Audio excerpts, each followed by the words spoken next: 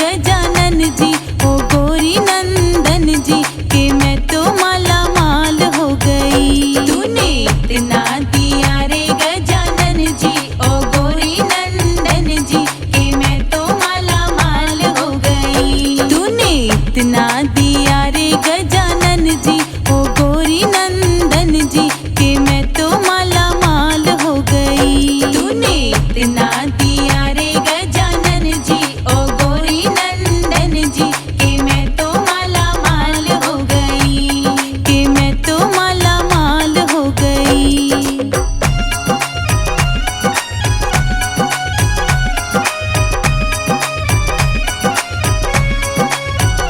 तूने आंखें दी है उसमें ज्योति दी है, तूने आंखें दी है उसमें ज्योति दी है, हो तूने आंखें दी है उसमें ज्योति दी है, तूने आंखें दी है उसमें ज्योति दी है। हो तेरे दर्शन करूंगी गजानन जी, ओ गौरी नंदन जी, के मैं तो माला माल हो गई। हो तेरे दर्शन करूंगी गजानन जी, ओ गौरी नंदन जी, के मैं तो माला माल हो गई। तूने इतना दिया रे गजानन जी, ओ गौरी नंदन जी, के मैं तो माला माल हो गई। तूने इतना दिया रे गजानन जी, ओ गौरी नंदन जी, के मैं तो माला माल हो गई, के मैं तो माला माल हो गई।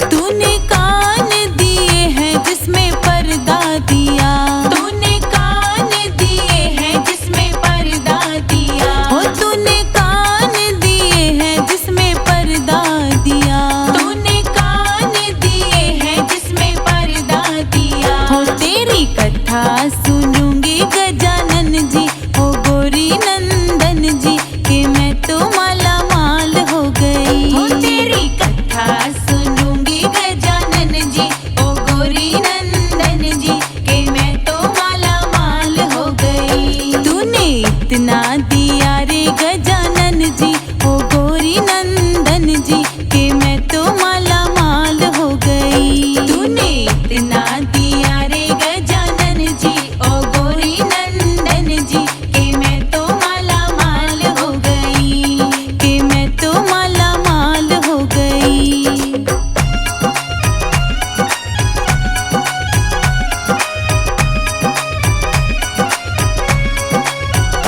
तूने कंठ दिया जिसमें जीवा दी है, तूने कंठ दिया जिसमें जीवा दी है, हो तूने कंठ दिया जिसमें जीवा दी है, तूने कंठ दिया जिसमें जीवा दी है। हो तेरे भजन करूंगी गजानन जी, ओ गौरी नंदन जी, के मैं तो माला माल हो गई। हो तेरे भजन करूंगी गजानन जी, ओ गौरी नंदन